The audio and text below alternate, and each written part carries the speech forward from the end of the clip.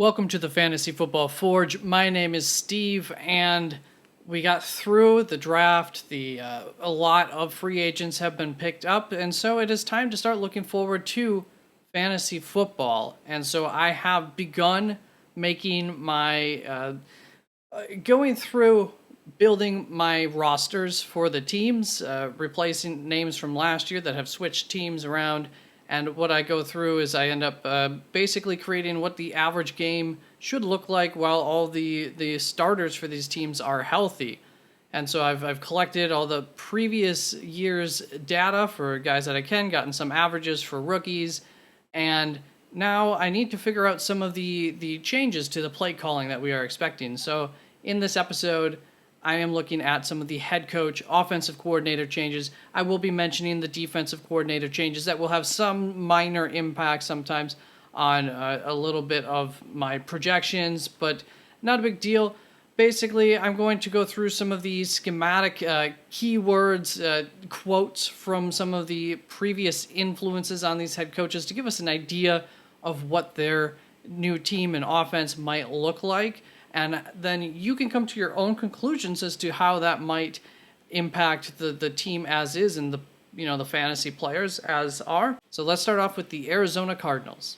And the entire coaching staff of the Cardinals has seen some changes. We have a new head coach, new offensive coordinator, new defensive coordinator. Past influences for Jonathan Gannon as far as his philosophy and scheme and mentality goes are going to be guys like Jerry Gray, Mike Zimmer. This is really a Bill Parcells tree here, and then Matt Eberflus as well. Some of the words that came up as I'm looking into these guys and their scheme and their philosophies and in quotes from them about how they want their teams to play are going to be words like discipline, cover two, old school, no nonsense. As far as Bill Parcells go, a little bit about how he liked to build teams is you start by building the framework. I think a lot of times that comes down to building the trenches as far as on the field, at least framework, motivate the players, adapt, and consistency, as well as putting players into positions to succeed. And we will see that as a philosophy throughout here.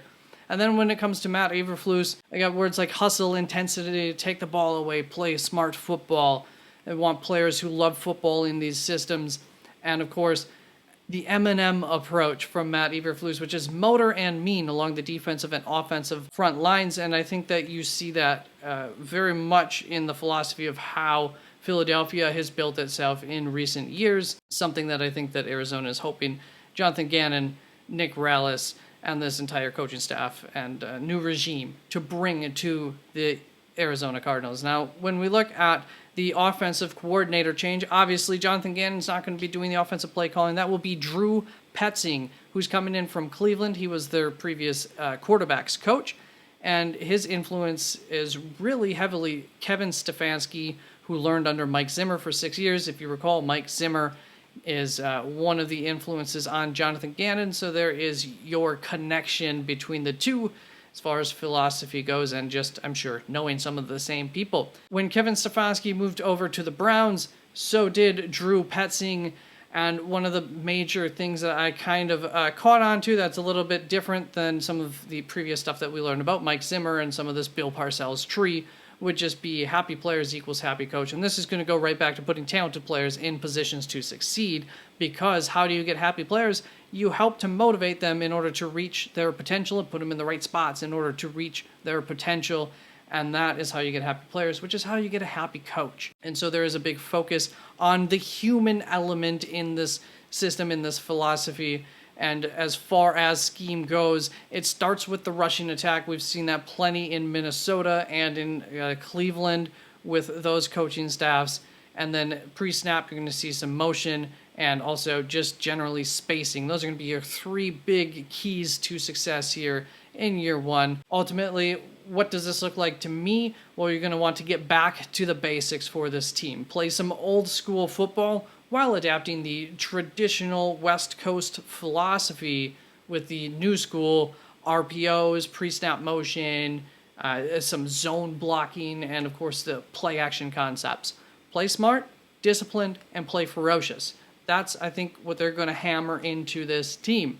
put the players in the positions to succeed as well. That is just generally the new wave of football, not putting a square peg into a round hole, adapting your scheme, adapting your play calling, adapting your specific plays to the strengths of the players that you have on the field. Ultimately, I expect that the tight ends will be more involved in this offense, and the run game will get plenty of attention with a healthy splash of a single back and empty sets. I expect them to use all three running backs in this system. That is, if Keontae Ingram can improve, but James Conner, Corey Clement, I think very much fit what they want from this rushing attack. Also, I think we'll see somewhat of a return in those single back sets to James Conner's receiving numbers. Might go a little bit higher to his numbers of 5-6 years ago, 45 receptions or something like that. So obviously that would be something to keep in mind for full PPR leagues, half PPR leagues. And Corey Clement could definitely be a valuable player at some point in this season with some injuries. If Keontae Ingram, he's a bit of a wild card, so we'll kind of see how his progression is once he gets onto the field. Until then, I'm sure we won't really know. The Atlanta Falcons are going to have a defensive coordinator change, and how the defensive coordinator changes, I usually make that a little bit of a negative impact on a team, just because at least in the short term, it's going to be a new system. Players are going to be learning. Probably not going to be playing at top, highly efficient defensive football, which means that offenses should be able to stay on the field a little bit more, which means fewer plays for the offense to run. The next coaching change is going to be the offensive coordinator of the Baltimore Ravens, who hired Todd Monken, who was the offensive coordinator at the University of Georgia. I have two primary influence and a secondary influence on him as a coach. Primary influence is going to be Dirk Cutter. Both of these influences, we're going to see the words balanced attack come through. Todd Monken has leaned towards being a bit of a pass-happy offense, but I think we might end up seeing a bit of a return to some of those roots of his influences here in that balanced attack, as well as for Dirk Cutter, an aggressive vertical passing game. Secondary influence here is Mike Mularkey, who coached under and with several names, including the likes of Bill Cowher and Nick Saban. And the main thing here is, once again, the idea of tailoring the offense to the abilities of the players that you have. And one thing that you could label Mike Mularkey's offense has been labeled as is an exotic smash mouth, which means, that balanced attack, that kind of old school approach of rushing the ball, the power run, along with some sprinkles of gadgetry. And so I think we will see some of those elements come through in this new Todd Monken offense for the Ravens, because he has some of those elements to work with in this offense as far as the gadgetry and the power run game. Todd himself has liked to stress defenses from sideline to sideline. He's also going to have weapons, especially in that gadgetry-ness with this team, to do that to teams. There's a lot of speed with some of the receivers on the team, and you can definitely spread the likes of Mark Andrews, Isaiah out in some pre-snap motion to really stress defenses in the short horizontal game, and then hit them in the vertical game as well, which we know from his primary influence, Dirk Cutter, was a big portion of his game. I would expect there to be less of a reliance on Lamar Jackson as a pure rusher until they get closer to the goal line. That's kind of been what Todd Monken has done a lot in college. Of course, he didn't have Lamar Jackson, so we'll see on that, but I would expect maybe from going from like 8 designed rush plays per game, more like 4, 5, 6 in a game on average. I also expect us to see a more balanced attack than we have seen from the Ravens in recent years. This is the best receiving room that they've had, especially if Odell Beckham is actually going to be a weapon for this team. But then you add in hopefully a healthy Rashad Bateman, Zay Flowers, Devin Duvernay, Nelson Aguilar, who's been a solid veteran and really pitched in wherever he's gone in recent years, as well as, of course, even James Prochet could come in and be a little bit of a gadgety speed threat for them. And then when you look at, as I mentioned, the likes of Mark Andrews, Isaiah Likely, they even got Charlie Kolar last year in addition. They have Patrick Ricard, have fullback, Charlie Kolar's tight end. They have Justice Hill even. There's a lot of different formations and things that you can do with these guys to really stress defenses. I think that this will be a really fun offense to watch. That's going to find ways to move the ball, both in the traditional old school manner with this rushing attack with J.K. Dobbins and especially with Gus Edwards there traditionally, as well as through some big splash plays in the passing game, which they now should have the weapons for. It's just going to come down to Lamar Jackson being nice and accurate for them, and I think he can be accurate enough that they will be able to get a consistent, more well-balanced offense than we have seen in recent years. Efficiency up, usage down for these running backs compared to what we've come to expect from them coming into seasons last year. I think that finally flipped a little bit, but I'm really expecting a 50-50 passing to rushing attack to come out of here. We'll see about that tendency to lean a little bit pass happy, but if anything, obviously that helps the passing weapons. But I think the ball is going to be spread around a lot. So this is going to be an exciting offense. It's a little bit hard to draft, I think, in fantasy when it comes to those receiving options outside of course, you're going to probably have some good faith in Mark Andrews here, and things should open up for him more. Let's move on to the Carolina Panthers, who also have a full staffing change here. Head coach, offensive coordinator, defensive coordinator. So at this pace, we're heading for that hour-long video. Don't want to do that. Head coach here, Frank Reich, coming from Indianapolis, was head coach with them. He's going to be the play caller. A quote that I chopped up here a little bit and wrote down was, we will be multiple personnel groups and formations. We will attack, and we will have an up-tempo offense. It's a passing league, but you have to be able to run the ball in order to win a championship. And so I really do expect, kind of like Baltimore, that multiple personnel groups, multiple formations. Expect a lot of different guys to get chances in this offense. You think about Terrace Marshall, DJ Shark, Adam Thielen, Jonathan Mingo, Shi Smith, Laviska Shenault. You have some guys who can bring a couple of interesting elements, especially in Shi Smith, Laviska Shenault. Then you have some deep threats, DJ Shark, Terrace Marshall, possession receiver in Adam Thielen, and Jonathan Mingo probably along those same lines overall. Big receiver threat, maybe more of your DJ Moore type here. You include with that, they now have a running back that they're going to be able to rely upon in Miles Sanders, who I don't think has too much tread taken off of his tires yet, so I think they'll be able to rely on him pretty heavily. And then, of course, at tight end, they have Hayden Hurst, Ian Thomas, Tommy Tremblay, two guys who aren't bad at the position, so they could even go into these 3 tight end sets, have Miles Sanders back there, and then depending on the down and situation, you could do a lot of things. But ultimately, it's going to come down to the KISS method, because there is one thing that all of these coordinators that I'm about to list off who are influences on Frank Reich have in common, and that is the KISS method. Keep it simple, stupid. And those names that have influences on Frank Reich's career are Tony Dungy, Jim Caldwell, Ken Wisenhunt, Mike McCoy, and Doug Peterson, going all the way back here to Chuck Noll, Marty Schottenheimer, Andy Reid, Mike Holmgren, Bill Walsh. So really a lot of different influences coming into Frank Reich that he's going to be able to pull upon and to help design an offense for Bryce Young that's going to be probably a little bit different than anything that we've ever seen from Frank Reich, but he has shown appreciation for the dual threat quarterback and interest in this. So I think he's ready to hit another level, and I think he brought in a good assistant, a good offensive coordinator here to help him along with that process. Coming over from the Los Angeles Rams as an assistant head coach is Thomas Brown, who was a running backs coach throughout his entire college tenure and his first year with the Rams. Influences from him really comes down to Sean McVay, aka this new school approach to football, scheme, coaching, etc. And I think that's going to help.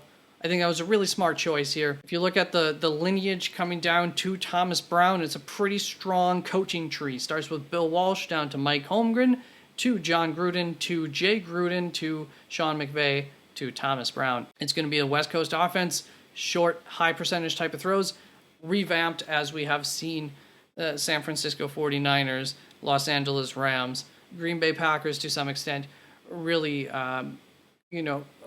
make the desirable go-to offense these days. Then you have the defensive coordinator change, and ultimately I expect there to be an emphasis on the basics for this coaching staff, for this offense, for Bryce Young, passing from the pocket early on / this year, depending on how quickly he progresses. And then from there, I expect Frank and Thomas to utilize Bryce Young's mobility as a wrinkle in this offense, not as a crutch, not as a primary tool. Given Thomas Brown's history as a running backs coach, I expect them to try to establish the run early on in games to make things even easier for Bryce Young. And I think that this is a great situation for Bryce. I expect this offense to be pretty mediocre, and I say that in a good way, pretty early on. They're going to keep it simple for Bryce Young, and they have a lot of different weapons to utilize, formations to make things comfortable for him in a lot of different situations. Fantasy-wise, at least Miles Sanders, Hayden Hurst should probably be fairly easy to place on roughly where to draft them. Gets a little bit tougher with this wide receiver core, and I do think that the ball is going to get spread around a fair bit. The question is who's going to be Bryce Young's primary favorite target? And time will tell. Hopefully we get a good picture of that in the preseason, in the offseason news coming out too, maybe. Finally, we get a quicker one here with the Dallas Cowboys bringing in new offensive coordinators, Kellen Moore, we will get to a little bit later on, with a new team. And they've brought in Brian Schottenheimer. Head coach is going to be calling the plays, so it's just really going to be a philosophical impact here. Of course, Brian is the son of Marty Schottenheimer, early career quarterbacks coach. He has found middling success as an offensive coordinator throughout his career from 06 to 14 with the New York Jets, St. Louis Rams, and then he found more success from 2018 to 2020 in Seattle with Pete Carroll, who's going to be an influence on his career. Then in 2021, he was brought in to help guide a young Trevor Lawrence as the passing game coordinator, and he was an offensive consultant for Dallas last season. And last season, we saw them start to lean on the run more and the play-action pass. He wasn't the play caller, so that's where we're going to see the biggest difference here. But I think the philosophy that we saw last season is going to be carried through into this season. A couple of issues potentially with that. I expect the play design to be different, but the philosophy to be leaning on this run game to be the same that we saw from Dallas last season.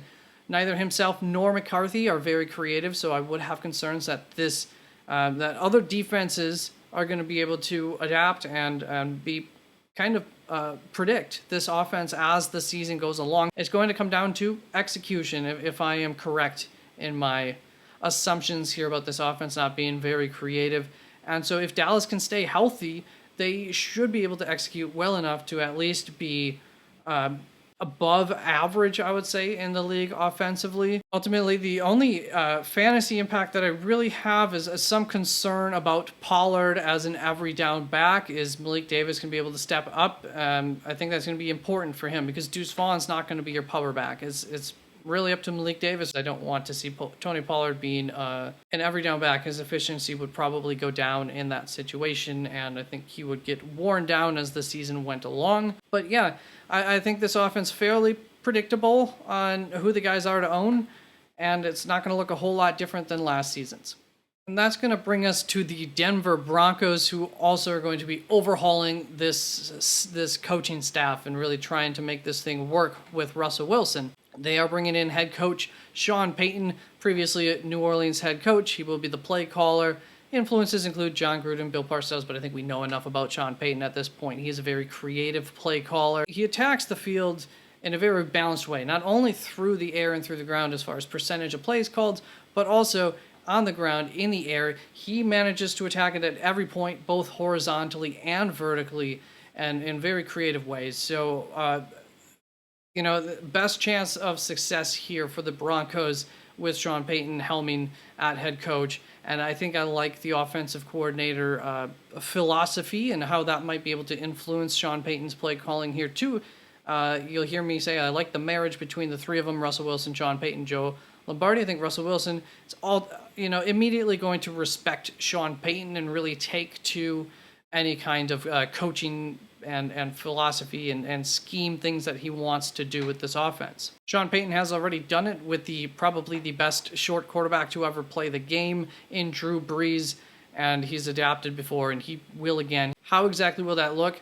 Who knows, but I think that we can expect the running backs and the tight ends to be more efficient than last season. They got a fair amount of work percentage-wise last year, but it just never came together. I think Sean Payton will figure that out, but he also has been known to utilize those positions, so expect those to probably be some pretty solid fantasy football players this year at those positions for the Denver Broncos. As far as the offensive coordinator, Joe Lombardi, coming over from the Los Angeles Chargers, he has his detractors, that's for sure, coming from the Shanahan-McVay offensive influences on his career.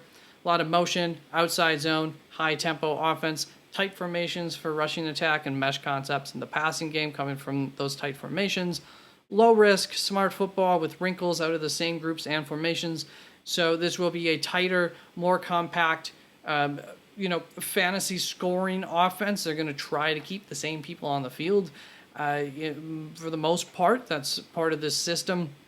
And I do think that Joe Lombardi will, Sean Payton will be able to take that influence and really utilize that well here. It's going to start by keeping opponents' defenses on the field. And then they're going to tip the defense and what they're doing to Russell Wilson through the use of motion, making his life easier. And that's a lot of what we're going to initially be trying to do here, I think, is just to make Russell Wilson's life easier in this offense. The defense will be attacked at all three levels, forcing them to be all the more vanilla. Finally, Sean Payton will bring his risky style of play calling to the table, which will be forcing defenses to stay true and not take risks themselves. This feels like a good three-way marriage to me between Russell Wilson, Payton, and Lombardi.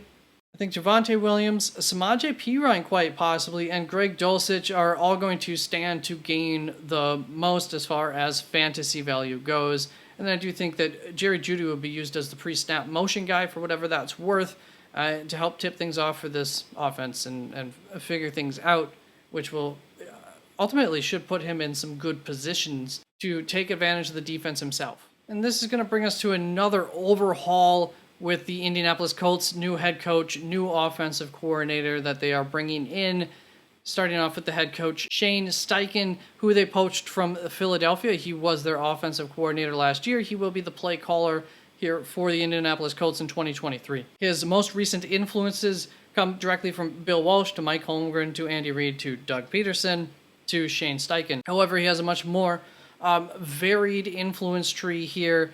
One of his influences, Norv Turner for a while, coming from the Jimmy Johnson tree. And then from 2011 to 2020, he was with the Chargers. That's where we get the Norv Turner influence, but most of that time was spent with Mike McCoy, Anthony Lynn, both coming from the Bill Belichick tree. Ultimately, Shane Steichen likes to create big plays. Vertical offense with the RPO added into it. His offensive style has not really been locked in yet. He's done a few different things offensively, and it's hard to say how this offense might end up looking, but he's learned and adapted along the way. But it's easy to say that Doug Peterson's influence is probably going to be the greatest going forward. Then for the offensive coordinator, they brought in Jim Bob Cooter. You might remember that name. He's been a quarterbacks coach, a running backs coach, and an offensive coordinator. Mostly those were the positions that he has held throughout his career. He was the passing game coordinator for the Jags in 2022. And there's your connection to the Philadelphia staff as they came over to help the Jags after their 2021 failure. Big thing here is going to be to get the ball out quickly, accurately, and let playmakers make plays. Then you hit them deep. That's Jim Bob Cooper. You will see that's a little bit different than the Shane Steichen vertical offense. So not too long ago, there was some issues with the Pedersen offense, and that was where it kind of failed was when it got too vertical, too pass happy. And last season, both Shane Steichen and the Jaguars coaching staff worked to tone that aspect down, and it helped. And that's where Jim Bob Cooter's influence on Shane Steichen's offense may be felt the most. It's also easy to see why Anthony Richardson could flourish in this offense. Will Jim Bob feel comfortable with him right out of the gate, though? That's going to be the big question, because you want those, get the ball out quickly, accurately, and let the playmakers make plays. If that's what you want, is Anthony Richardson going to be able to give that to you? That said, I did think that Richardson showed a lot of touch on the short and intermediate routes at the combine. So hopefully that is something that he, worked on to get to that point at the combine. Maybe, I know I've heard that people blame the receivers as much for Anthony Richardson's inaccuracy in college as much as anything. And so maybe they'll be able to trust Anthony Richardson early on, in which case that would be really fun. Good thing about this offense for this system is it already 100% has the tools to go vertical, to take advantage of the threat of the RPO offense and bring efficiency to this rushing attack. Again, with Jonathan Taylor, Zach Moss a little bit more to just probably give Taylor a break every now and then Evan Hall as a receiving back. And then you have Alec Pierce. You have a bunch of big guys, and they brought in some speed this season too to help this team just be more athletic. And so I'm really excited to see what this offense will end up looking like in the short term. There's a lot of questions A lot of concerns. It's a little bit of a risky offense to get too involved in, but I think you could feel safe with Jonathan Taylor at least. And so let's move on to the next offense. We have an easy one here with Kansas City. They lost their offensive coordinator. Matt Nagy is going to be stepping up. It's an internal hire. He was the Kansas City quarterbacks coach last season, and so I think that'll go a long ways for continuity. Hopefully here, Matt Nagy's offense was a joke in Chicago several years back. He's back home now with Andy Reid yet again. The question will be, does he hold this offense back, or can he be a catalyst for the journey that this offense began down last season, where they lost some of their previous identity and recreated one that I actually kind of thought that they were going to be going down, where Mahomes can attack a defense whenever, wherever, with whoever he wants through a wide array of weaponry. Travis Kelce down the middle, got a rushing attack that I think we can now kind of have some trust on, but that's not the main way that they're going to win games is through the passing game. You have Marquez Valdez-Scantling as, I think, your mainstay on offense in all situations to help guys like Kadarius Toney, Rashee Rice, Sky Moore, Justin Watson, Richie James to all come in different down situations, formations, and do their things. So I think we will once again see this ball spread around a lot. Hopefully Matt Nagy doesn't do anything to prevent that from working well through any influences that he has, but I'm not too concerned about that. This brings us to the Los Angeles Chargers, who are maintaining the same head coach, but different offensive coordinator here, bringing in Kellen Moore from Dallas Cowboys. He was their offensive coordinator last season. Kellen Moore has been with Dallas throughout the entire McCarthy tenure, and this makes it the Marty Schottenheimer influence ultimately. The McCarthy tree hasn't had a whole lot of success, and neither the Marty Schottenheimer tree really hasn't been very good past its first generation of coaches, at least. What I'm curious about is to see how much he learned from Brian Schottenheimer. His ask for the Los Angeles Chargers was to come in and revive this rushing attack and the play action game off of it. They also have a defensive coordinator change, just heads up on that. And so how do I see this affecting the Los Angeles Chargers? This offense needs a heavy helping of power from Josh Kelly and or Isaiah Spiller. I think that they will try to actually do that, something I expected them to do last season. Didn't do it all, and their rushing game hurt because of that. And maybe they obviously didn't trust Isaiah Spiller, so we'll see how that progression goes. And Josh Kelly looked pretty good late season when he got an opportunity. Thought they should have utilized that a little bit more just to establish the run. The issue with that is that also takes your best playmaker off of the field. So I understand why they didn't want to take Austin Eckler off the field. Yes, you can find ways to get two running backs out there, but for the most part, you don't necessarily want to do that. However, we did see that happen quite a bit last year with Kellen Moore. And it does sound to me like Kellen Moore wants to take some influences from the Shanahan system, putting your players in the best spots, running out of the same player formations and player personnel sets as often as possible. That's the reason that he left Dallas. He was not, I don't think, challenged or felt like the future of coaching is in the Martin Schottenheimer system, really. I think he wanted to learn and adapt to the more modern current trend in football play calling and coaching philosophy. And that's why he's left Dallas and wanted to get under the tutelage of a Brandon Staley type who comes from that tree. I think that we'll see a different Kellen than we saw in Dallas. How much he's able to help marry the run game and the pass game in quotations, I'm unsure. But his final year in Dallas with Zeke and Pollard might be a good blueprint for him to work off of. There were a fair amount of downs where Pollard and Zeke were on the field at the same time, so maybe he'll bring that to this team to help build up that rushing attack and that play-action passing game. Next up are the Los Angeles Rams, where I think we get an easy, nice marriage with Mike LaFleur coming back to work with Sean McVay. He was previously the New York Jets offensive coordinator. Don't really think they should have gotten rid of him, but whatever. He is a Shanahan disciple after spending 5 years in San Fran before his last 2 in New York, so he is a perfect fit for McVay. Given that Mike has worked with Sean before, it's a very familiar move for everyone, schematically, philosophy, literally working with each other wise, so I just think that there's really a 0% chance that this has any kind of negative impact on the team. I think they'll be able to come out of the gates with a seamless transition to Mike LaFleur as their new offensive coordinator. Does that mean this team's going to be great or anything? I don't quite think so. But there's still a lot of questions up in the air for this team and what their future holds for them. But I think they started well in the draft by just getting a lot of players in there to help improve this team as a whole. And the Miami Dolphins don't currently have a defensive coordinator, so that's something to keep an eye on, see how that shakes out, at least not from what I had looked at. Then you have a new defensive coordinator in Minnesota. And that brings us to the New England Patriots, who are bringing Bill O'Brien home, previously head coach of the Houston Texans. He was with the Patriots from 07 to 11, his only other NFL gig other than his tenure with Houston from 14 to 20. Bill O'Brien is also familiar with Mac Jones after spending time at Alabama in recent years. The idea here is going to be to attack the middle of the field, a classic New England ball, not vertical like they attempted to do last season and that didn't go well.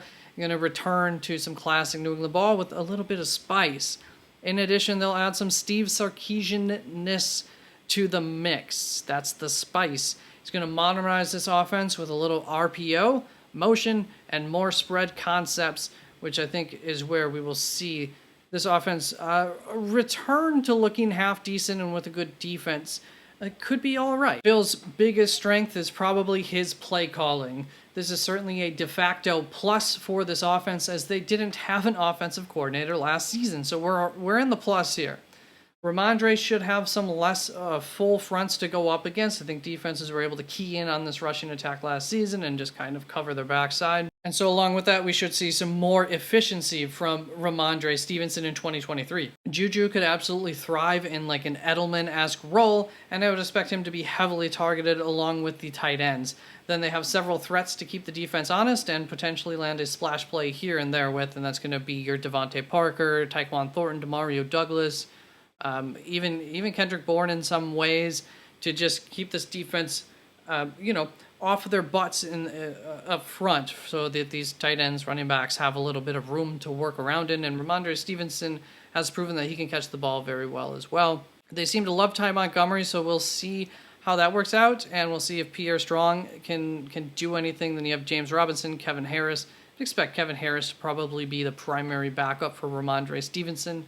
But we'll see how those things shake out. Ultimately, just expect this offense to be better than last season. And Juju, Ramondre Stevenson, maybe Mike Gesicki could be a touchdown kind of guy if this offense is, in fact, efficient as far as fantasy football goes. Then we saw the Jets bring in a familiar face for Aaron Rodgers, schematically and everything. A new play caller in Nathaniel Hackett as the offensive coordinator, coming over from Denver as their head coach last season in that failed experiment, but seen a lot of success with Aaron Rodgers. It will be interesting to see the fantasy effects on Garrett Wilson. Will he be targeted as heavily as he was last year? Will Breece Hall be healthy early on? Israel Abanikanda, I think, could come right in and be a contributor for fantasy teams along with Zonovan Knight early on. Then when Breece Hall's back, it's kind of Zonovan Knight would be, I think, your next guy, with Israel being the reserve to Breece Hall. Tyler Conklin could see maybe his first real fantasy relevant year. They have a lot of tight ends to work with here in CJ Uzama, Jeremy Ruckert, rookie from last season, who's pretty promising tight end, Zach Kuntz.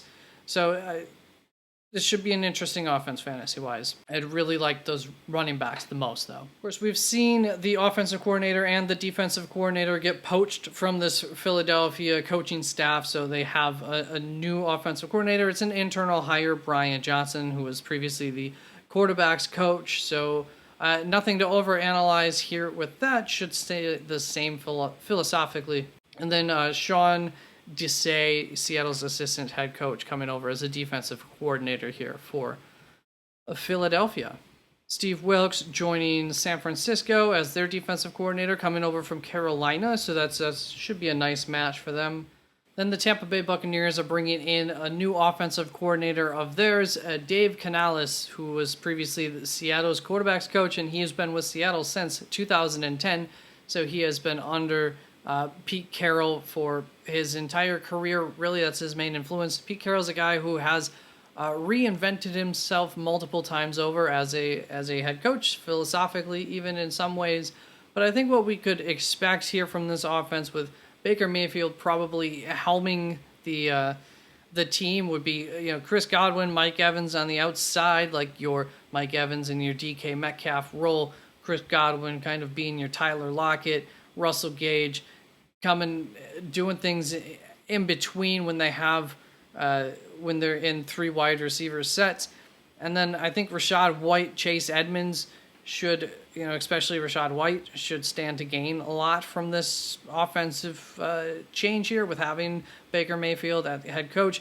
I would be a little bit concerned about how efficient this offense is going to be, though, under Baker Mayfield, given how he looked last season. And the tight ends, Cade Otton, Keeft, Payne Durham, a lot of young tight ends. But Cade Otton, showed up last season.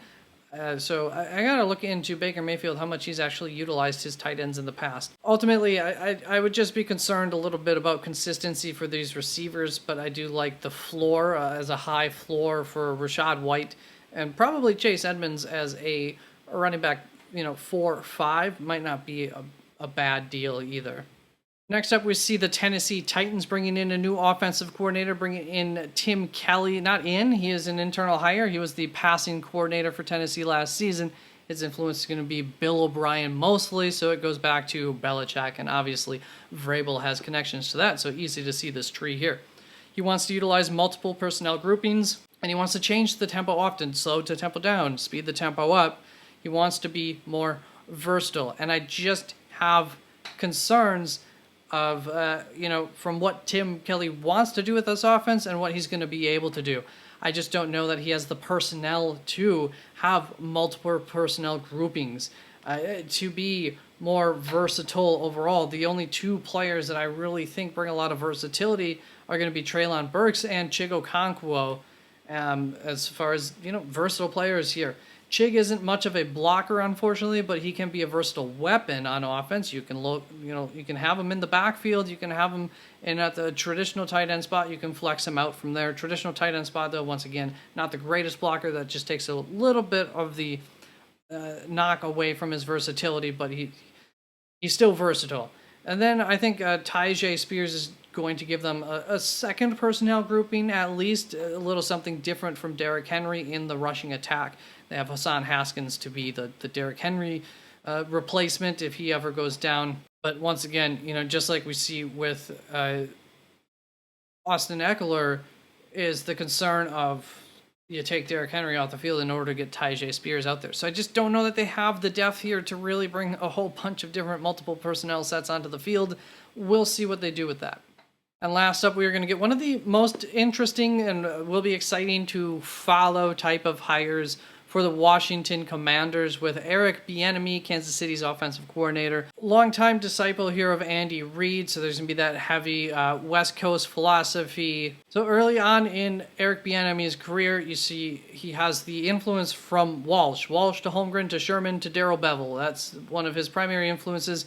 And then he stayed in the same West Coast philosophy with a move to Andy Reid as a more recent in his career. Now he's branching out onto his own here. The offense has definitely evolved in recent years under Bieniemy. At the heart of it, it's supposed to be an adaptive system to your players' strengths. Where we saw a Andy Reid disciple, Matt Nagy, was where he didn't adapt. So hopefully Bieniemy will remember to adapt, will remember he doesn't have Patrick Mahomes at quarterback. He has Sam Howell. He doesn't have Tyreek Hill or the absolute plethora of weapons that he had with Kansas City, mostly thanks to success there, still thanks to Patrick Mahomes. So the question is going to be, can he adapt? To me, this means you're going to be moving Curtis Samuel around a lot pre-snap. Terry McLaurin could take on a Tyreek Hill-like role, with Jahan being able to do something similar on the other side. So he's going to have a different set that I don't think he's really had of weaponry here in the wide receiving core, as long as he can do something with that. And with the too high system, you don't just want to send those guys straight up like you used to Tyreek Hill every darn play. But those two should still be able to open up the middle of the field for Logan Thomas and for Antonio Gibson in the passing game. And meanwhile, throughout the early downs, you have Brian Robinson just laying down the lumber, depending on the matchup and the game flow. But traditionally, Kansas City system doesn't really rely on the rushing attack, so I'm not too high on the hopes of Brian Robinson. Don't expect this to be a high scoring offense here, year one here under Sam Howell. So hopes aren't too great for Brian Robinson. Antonio Gibson, I think, could be a sneaky flex kind of play throughout the season if he's on the field enough. It could catch a lot of balls, and then with, like I said, the middle of the field getting opened up, then Curtis Samuel could be very interesting. Might be another PPR year for him, and Logan Thomas could see a revival of him in this system. So there you go. That is all the coaching changes. I hope that helped a little bit. It was hard to go through this quickly without giving more context to things and really going into a lot of detail. But I hope this gives you something to chew on. So when you're deciding on players, you might be able to think back of, oh, yeah, I don't know if that's going to work so well on your own. That's why I gave you some of the history of the influences of these guys. So thank you very much. If you liked what you saw, give me a like, give me a thank you, whatever in the commentary. Let me know what you think. Peace out.